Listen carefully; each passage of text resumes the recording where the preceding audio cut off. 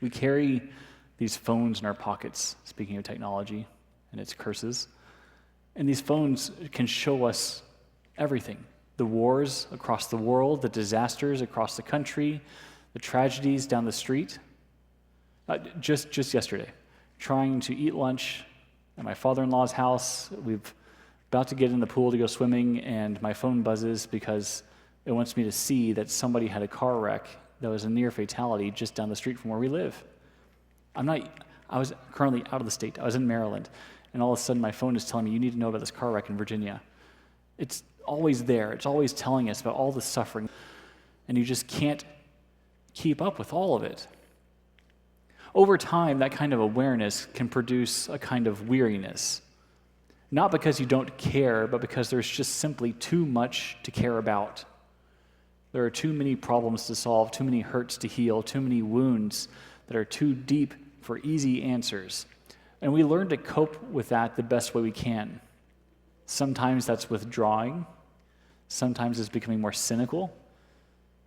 Sometimes we settle into a permanent outrage. And sometimes we just stop paying attention because paying attention hurts too much. And beneath all of this lies an assumption that we rarely say out loud. Surely someone else can take care of it. All of these problems you're constantly being shown, they're above your pay grade. There are experts for that. There are professionals. There are leaders. There are institutions.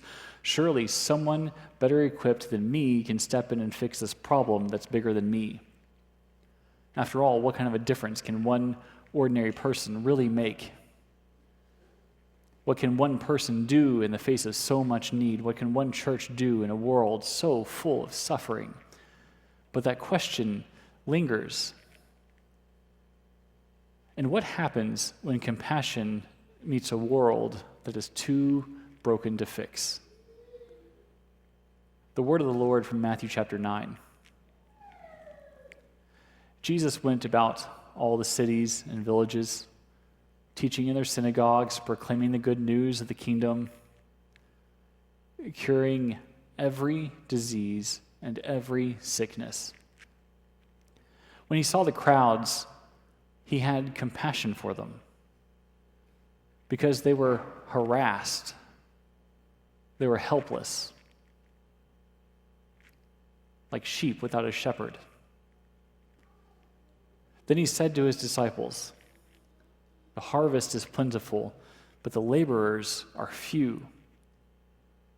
So ask the Lord of the harvest to send out laborers into the harvest." And I need you to notice something that's not said right here, but seems to make the most sense.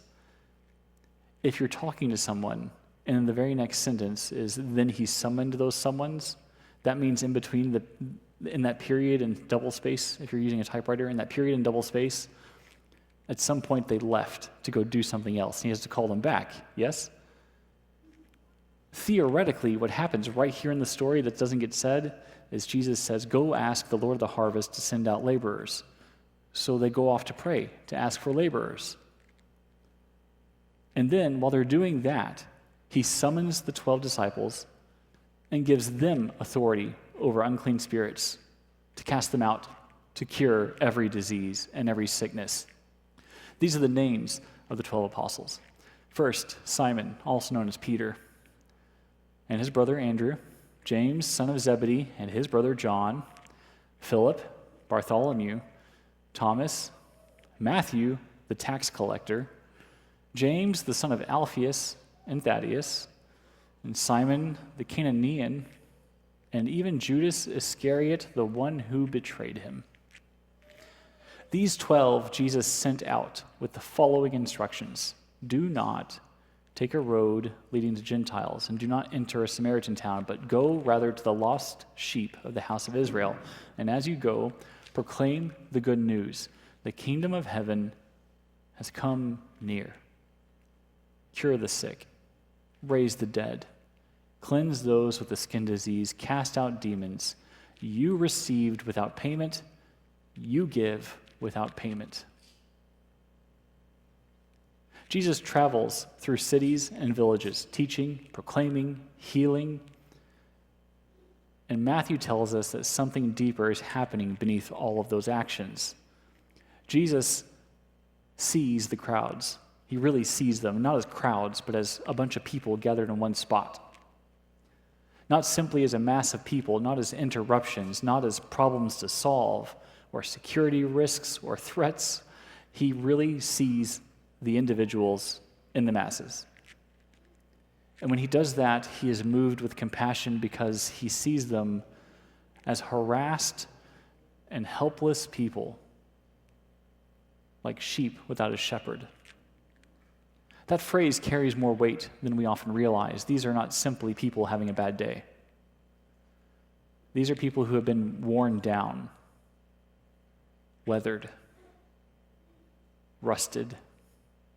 These are people carrying burdens that are too heavy to carry, people who are longing for guidance, care, hope. In many ways, they sound a lot like, I think, the same kind of crowds we have today. And then comes the surprising turn. He says that the harvest is plentiful, but the laborers are few.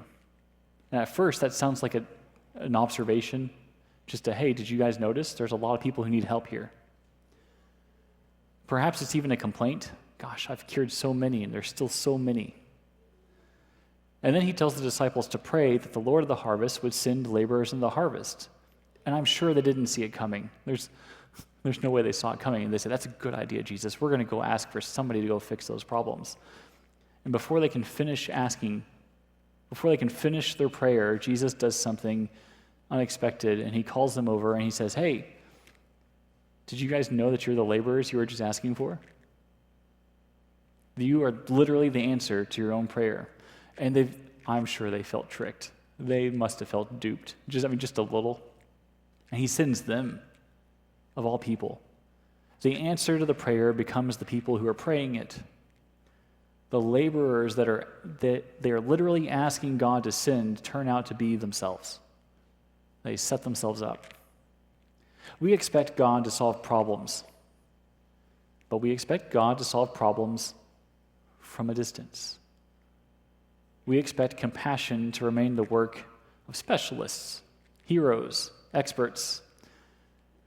And Jesus has this funny tendency of placing his own mission into the hands of untrained, ordinary people.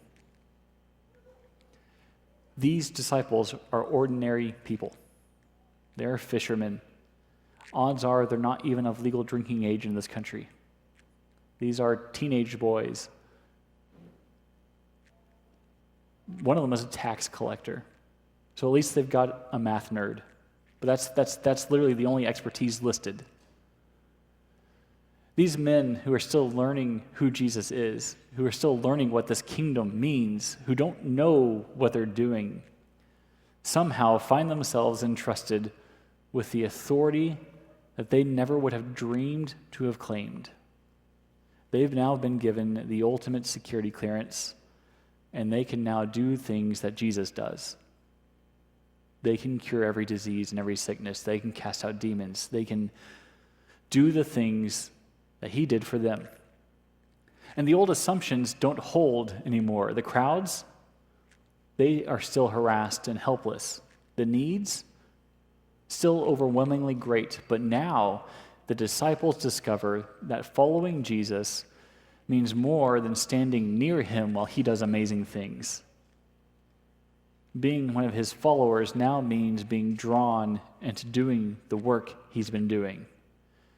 So far, they've been standing by him while he heals. Maybe they've been bouncers. Maybe they've been line organizers. I honestly believe it looks a bit like this. I imagine for most of their career with Jesus up until this point, if we're going to use Chick-fil-A as a metaphor, which now you all want Chick-fil-A on a Sunday, and I know that's not fair, but here we are. The disciples are the people who stand in the drive-through line with the iPads to take your order, to speed through the process, getting you to where you're trying to go. That's all they've done so far. Jesus was the guy who delivers the food. They can just help get you to him. But now, imagine going to Chick-fil-A and the people who are standing there with the iPads in the line already know what you need before you pull up, and they just hand you your food. They are more important now, but not because they are important, but because Jesus has given them the authority to do the things that he's been doing. God's work in the world was never just gathering. It's always been the work of gathering. It's also been healing and restoring. And Jesus looks upon crowds that are harassed and helpless, and he refuses to leave them that way. So he gathers the scattered, he restores the broken, he brings near those who have been left on the margins. And perhaps most surprisingly of all, he then invites those people who have been healed and restored to start healing and restoring. It's one of the deepest mysteries of the kingdom of God, that God does not merely act upon the world from a distance. God draws people into his own compassion. And so the mission of Jesus becomes the mission of the disciples. They are not receiving his work anymore. Now they are expanding his work. The work of mercy has been shared with those who have been given it. Jesus entrusts ordinary people with holy work. Fishermen, tax collectors, government employees, contract and federal, men and women who are still learning what it means to be a follower of Jesus. The kingdom moves forward not through the strength of the disciples, but through their participation in the life of God. God's response to a hurting world is not only divine intervention. It is that, but it is not only divine intervention. It is divine participation. And now that participation extends through a people who have been gathered and sent. That's what he does. He gathers people, restores them, and sends them back out. Gathers people, heals them, and sends them back out. God's response to a hurting world is not distance. It's presence. Again and again throughout Scripture, God moves toward people rather than away from them. People move away from God, and then God just keeps getting closer. And in Jesus, we discover that God's presence often takes form in a community of people who are sent to embody mercy. The church, then, exists for more than gathering. Gathering matters. Worship matters. Community matters. Come together. Pray to the Lord of the harvest to send laborers. The church is a people formed by Christ to do just that. But the church is also a community of people formed by Christ to be sent into the world as the laborers, to embody God's presence. The Spirit gathers us into communion with Christ. But the Spirit never gathers us only for ourselves. The story never stops at praying for laborers. The same Spirit who forms a family also sends that family into the world. The Spirit creates a community that can then embody God's compassion in places where people feel harassed, helpless, forgotten, alone. That means the church cannot become merely a destination. We are not called simply to gather around Jesus and stay there. We are called to go into the kinds of places where Jesus would go. We are called to see the people there as Jesus would see them, not as crowds, but as individuals within that crowd. We're called to embody the mercy that we ourselves have received. Freely you have been given, freely you give. Forgive others as you have been forgiven. The harvest is plentiful. That means the world is not simply a problem to fear. The world is not a culture to resist. The world is a field in which God is already at work. And so the question is not whether God is working in the world. The question is whether we are willing to join in the work that God's already doing, to do the kinds of things that Jesus did, to love the kinds of people that he would love. Which begs a couple of questions. When was the last time you looked at a crowd of people and saw the harassed and the helpless? Who are the harassed and helpless? Who carries burdens that are unseen by others that Jesus would notice? What might he see in your neighbors that you might overlook? These are not questions that are reserved for experts or professionals. They're questions for ordinary disciples, questions for churches, questions for ordinary people who have been gathered by grace and sent in mercy. That's the pattern. Gathered in grace, sent in mercy. He gathers us to show us grace, and he sends us to show mercy. Gathered and sent. Before we are sent in the world, we are gathered. Before we are asked to embody mercy, we must first receive it. The church does not create its own mission any more than it creates its own life. Everything begins with grace. Everything begins with Christ gathering a people, which brings us to this table. At this table, we discover again and again who we are. We are not a people who have earned a place. We are not a people who deserve something. We are not experts. We are not professionals in Christianity. We are not better than those disciples. We're just ordinary people. We do not make ourselves worthy. We are just people who have received mercy that we did not deserve. And at this table, strangers become family. Sinners receive grace. Disciples are nourished for the journey ahead. And every week, Christ gathers us here, not because we have it all figured out, but because we don't. Here at this table, we are reminded that the mercy we carry into the world was never ours. It's a mercy we have received, we've been entrusted with. The compassion that we offer to others is the compassion that we see on the cross. The grace that we give to others is the grace that was first given to us.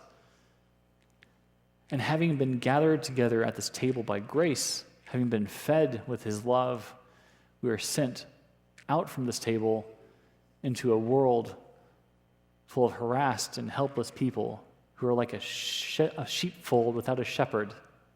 We are sent once more into the world to give compassion in the same way that he showed us compassion. That's why this ritual we do every week is mattering so much, because he gathers us so he can send us, and then he gathers us so he can send us, and we come in and out like a tide.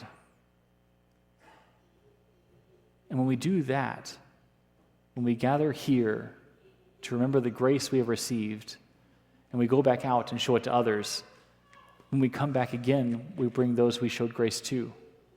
Then we go out again, and we come back with even more who've been shown grace, and so forth, and so on. And so it has been all the way to here. Just for one moment, indulge a historian for a second. And I would like you to realize that you are the result of this tide going in and out for 2,000 years. It's what you are. It's why you're here. Someone told you about the grace of Jesus. A parent, a grandparent, a coworker, someone did. Someone in a Sunday school taught you. Someone at a water place cooler told you. Somebody somewhere showed you the grace of Jesus. And you were brought into a church, and then you were sent out. But before that, someone told them. And before that, someone told them. And before that, someone told them. And for 2,000 years, you are the end result of ordinary people taking the grace of Christ and taking it out from a church and then bringing you back into a church. Out and in, out and in. It's why I find low Sundays here so encouraging. By low Sunday, I mean whenever the pews are really, really empty and Grant or Lloyd has to tell everybody to scoot forward so we can hear each other singing. I love Sundays when the church is empty. And I know I'm not supposed to, but I really, really do. Because that means that the tide has gone out. That wherever you've all gone on that particular Sunday, you have taken the grace that you received here to someone else who needs it. And that is the most wonderful church-like thing any church could ever do. And I love the rhythm of this church because it does come and go, because all of you are coming and going. And when you go, you are sent into the world to carry that mercy. Yes, you go away on a work trip, or you get to go back home for the weekend for once in a while. You go. But I trust that when you do go, you take that grace of Christ that you receive at this table with you, And you get the opportunity to give it to somebody else who's helpless, harassed, on a margin, who's desperately in need of it. This is the rhythm of church, the in and out, the tide coming and going. It has brought you here, and long after all of us, it will have brought others, because we are participants in this rhythm of coming and going. Come to the table, receive grace, and whatever happens next today after the potluck, go and take that grace with you and give it to somebody else. Let's stand and sing.